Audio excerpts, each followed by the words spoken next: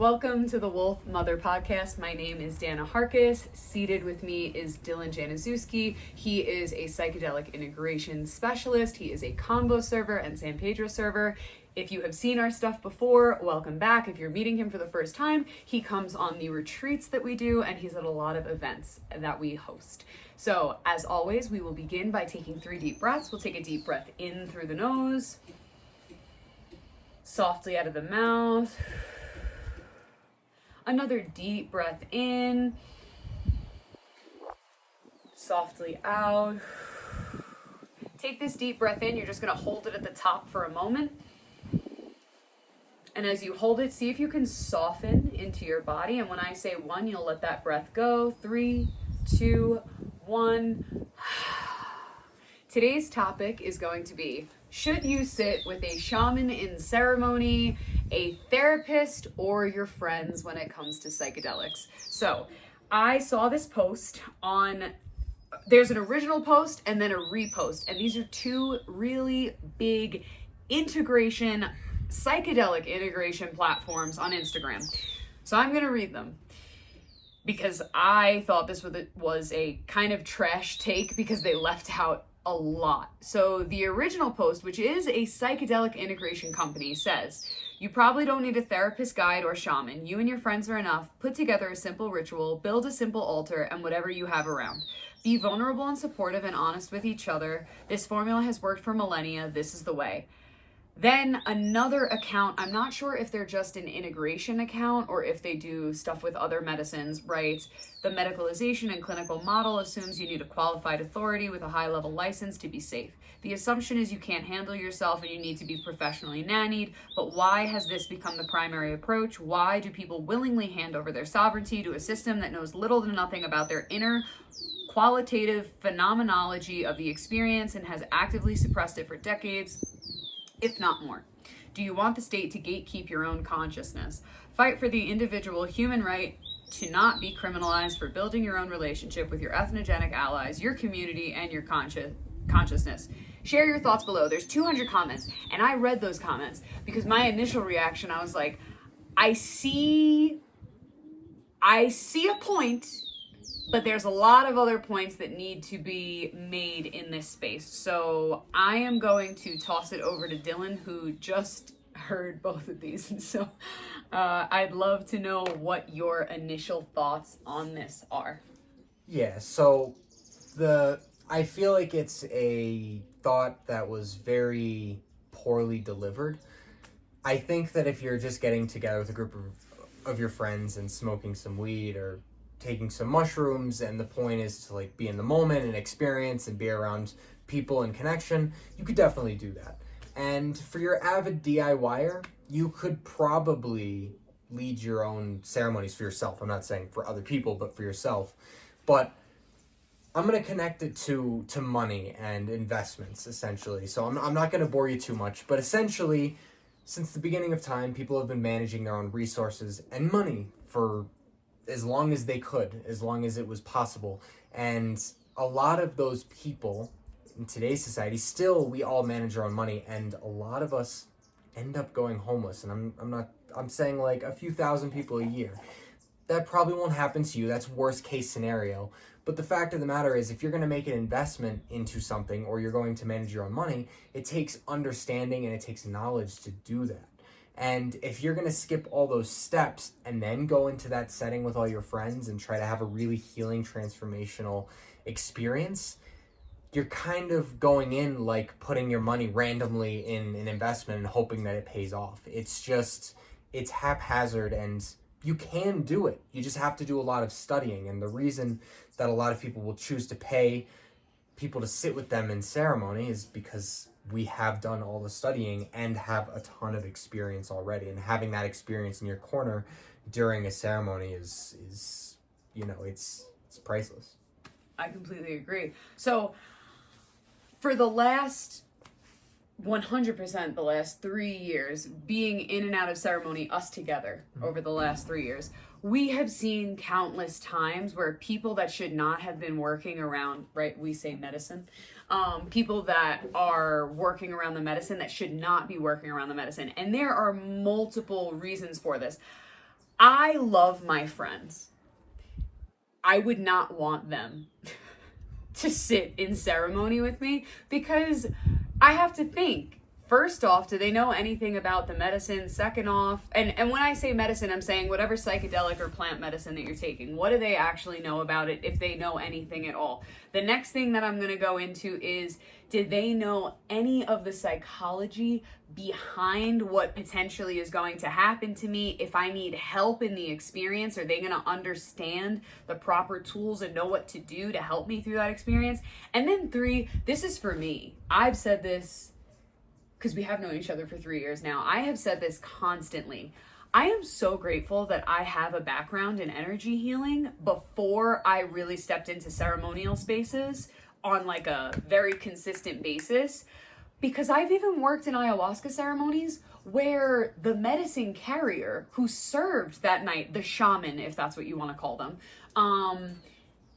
had no idea what to do. It was, Dan, Dylan, or whoever is literally right near me. Can you help me with this person? Because they didn't know what to do for someone in the space. So when I see a post like this, you're going to get people that are average, regular people that are interested in psychedelics, or you're going to get psychonauts, right? Mm-hmm. And they're going to see that post and they're going to go, yeah, exactly. That's why I want to sit in ceremony with, or that's why I just want to sit with mushrooms with my friends. See, and we should be doing that.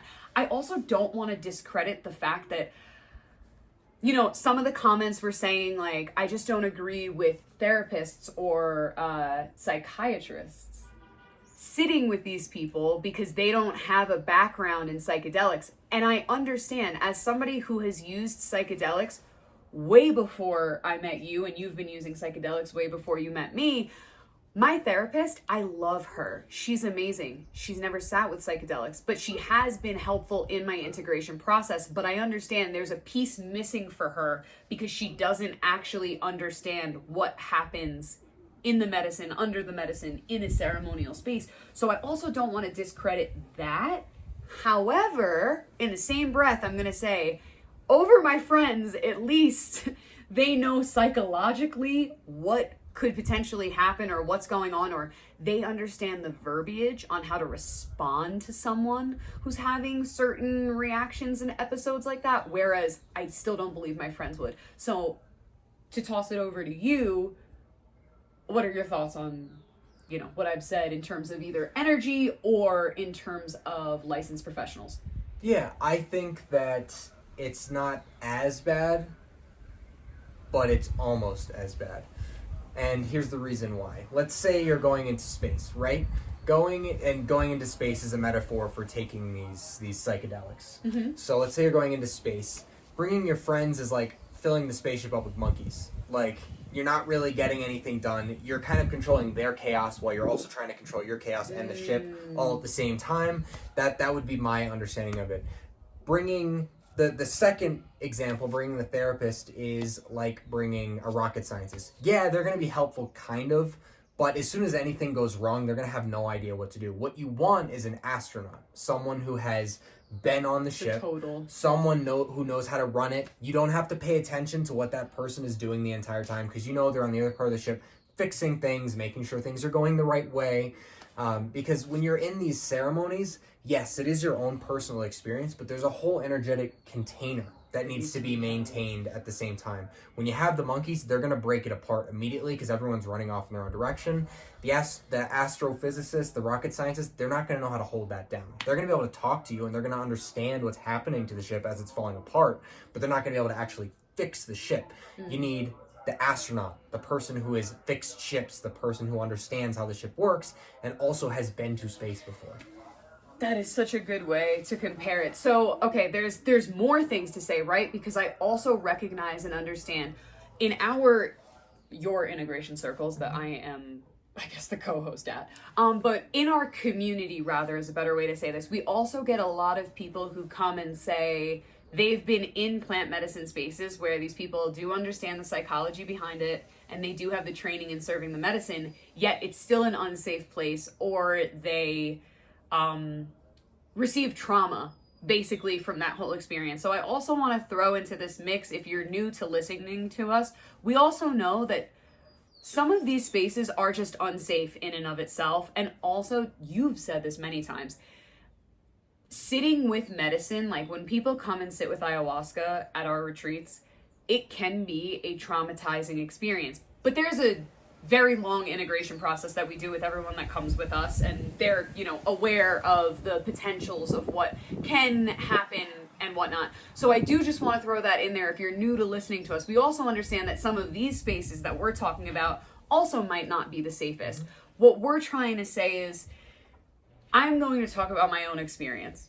In the last 3 years, although I've definitely been in early on, the first 6 months I knew you, definitely was in some unsafe ayahuasca ceremonies at a specific place. They were still better than when I was smoking DMT in a random apartment with a bunch of kids doing a ton of other drugs when I was in college.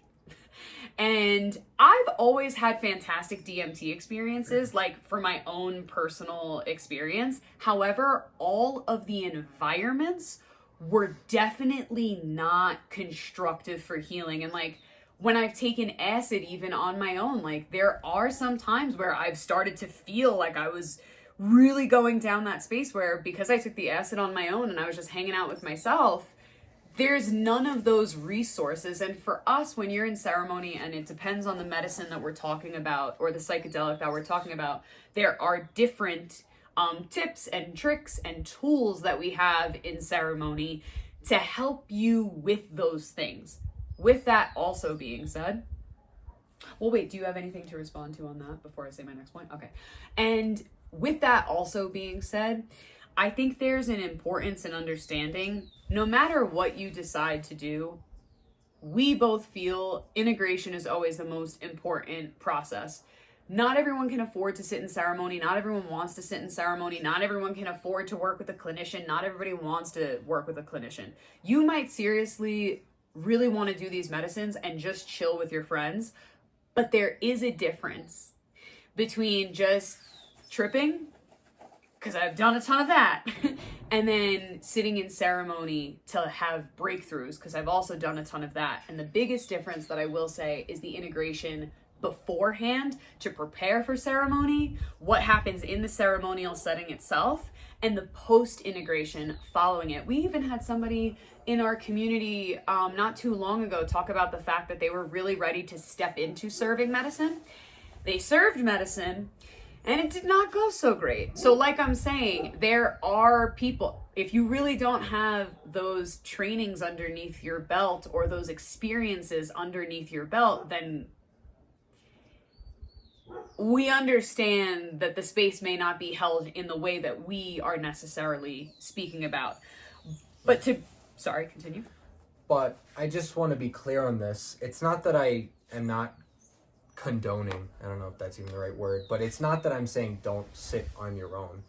Just my top priority is your safety, and I'm going to give you a couple quick examples. First of all, these medicines can be medically dangerous. If you don't know, like mushrooms, you could probably take 30 grams of it, like superheroic dose, and it'd be nuts, but you'd come out the other side a little worse for wear, but you would still be alive, essentially. There are some medicines like Bufo that if you don't know what you're doing, it can cause something to happen where you may not be alive on the other end.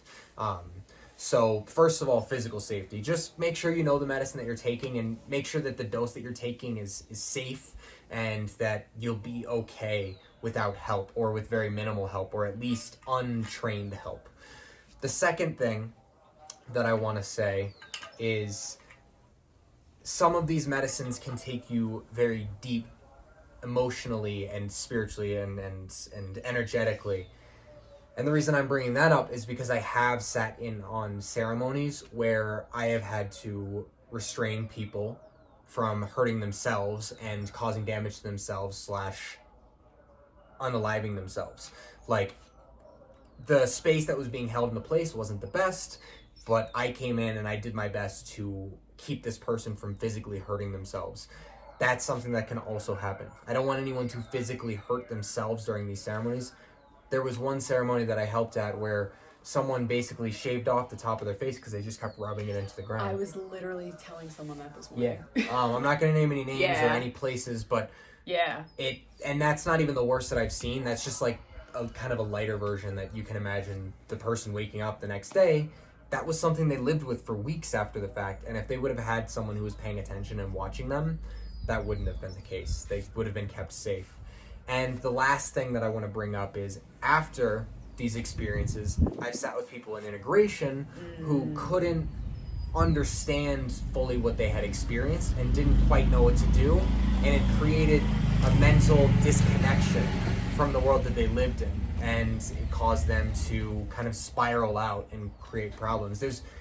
You can navigate this valley or this you can navigate this experience yourself, but there are many potholes that you just need to be educated on how to navigate. Otherwise, it could do more harm than good. And so I was speaking about that specific situation this morning, talking about potential harm, but I was speaking into energetically unsafe spaces. And that's another thing. Again, I love my friends, but do any of them know how to protect and cleanse their, and I'm not talking about like, obviously like Dylan's my friend. Like I have friends in these spaces that know how to protect and cleanse themselves, but I'm talking about like my OG friends that like I would love to like go on a little trip with. But knowing what I know now, they don't know how to cleanse and protect their energy. If they picked up something in the ceremony from someone else, they probably won't know how to get rid of it afterwards. And that does sometimes play into the mental state that people go into after they sit with psychedelics and plant medicine, is that because they don't know how to work with energy or cleanse themselves out or rid of things from their mental, physical, emotional, spiritual well-being, they continue to carry it and then they start to spin out. And so I think, listen, again, I've sat with tons of psychedelics with friends in trap houses and by myself. So I'm not saying that it can't be done, but knowing what I know now, I do think if you're really looking to get the most out of your experience, there are other ways that you can do it. And so for these big accounts to post on the internet, just like, this is how it's been done for millennia, I would argue that in the jungle, it has not been done like that. There's always been a curandera, and there have always been servers. If the idea is that people have been taking drugs together since the beginning of time, oh yeah, yes, and of course, people have died taking drugs together since the beginning of time too. So like, there's the logic behind this post is just flawed. It's a multi-layered conversation, and we're trying to keep it short because we want to keep your attention span listening to us, and we want to know what your thoughts are. Yeah, but if you're just taking mushrooms with your friends and it's a gram, enjoy. You know. Oh, well, that's a whole different conversation that I'm going to sprinkle it in. And if you're listening to this and you want to hear us talk more into it, I disagree with the people that think that they need to take multiple grams of mushrooms to have a mushroom experience. Yeah. If you know how to work with the medicine, I can even put it to you in terms of, we host plant medicine retreats in Peru. And we just had a 7-day long retreat over New Year's Eve. And when we had a conversation with the maestra, she is a Shipibo maestra from Iquitos who came over, served, wonderful woman. She drank like the smallest amount of medicine both nights. Dylan and myself didn't drink. He was the main translator for her to our guests. I was the main facilitator. We were both basically facilitating. But neither of us took medicine. I had full experiences both nights emotionally. And Maestra even said she took small doses for herself both nights, and she was like, wow, like this stuff was so beautifully strong. And the thing about medicine is, you need to meet it somewhere and work with it. So people that tell me that, yeah, to have a mushroom experience, I got to take 6, 7, 8 grams to have an experience, then you don't know how to work with medicine. And again, this is where it comes in that if you sit with your friends, I guarantee you fucking Joe Schmo, who's your friend, is probably going to be like, yeah, bro, so take 9 grams this time. Whereas if you came to sit in ceremony, we would advise you, okay, we're going to give you this amount and see what type of reaction you get out of it. We're going to have a long pre-integration. We're going to have a long post-integration, and see what comes out of this whole experience for you. It's a whole package deal. So sprinkling that in there, because that's a whole different conversation. But whether you're listening to this on Spotify, YouTube, maybe you're listening to it on Apple, we would love to know what you think. Leave a comment, share this with someone that might also have some input. Let us know what you think. If you aren't interested in psychedelics and you listen to this anyway, shout out to you, and come join us in Italy for a transformational retreat where we will have 2 medicines being served, but they are not psychedelic, not psychoactive. And what is your last kind of gift in this conversation? No, just, enjoy the experiences that you have with your friends. Be safe. And if you wanted to go a little bit deeper, you can always reach out to us, because this is what we do. Exactly. And if you are sitting with your friends, but you do feel like you've had these big opening experiences, but you don't know where to go with it, I highly recommend doing private integration with Dylan. At least coming to our monthly integrations that are super low cost. You'll get a beautiful little community. We keep all of our gatherings really small, and you can start kind of de-webbing what might have happened within those spaces. We're sending you and yours much love, and we will talk to you guys soon.